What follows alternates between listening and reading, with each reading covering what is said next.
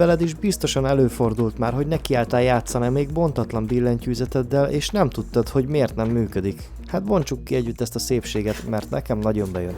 A Havit kb. 885L mechanikus billentyűzet red switches, a felépítése gasket struktúrával van ellátva, ez annyit jelent, hogy kapott egy hangtompító réteget a switchek és a keret közé, így a gombleütések finomak, halkak és pontosabbak, illetve éjszaka sem keltett fel vele a szomszédot.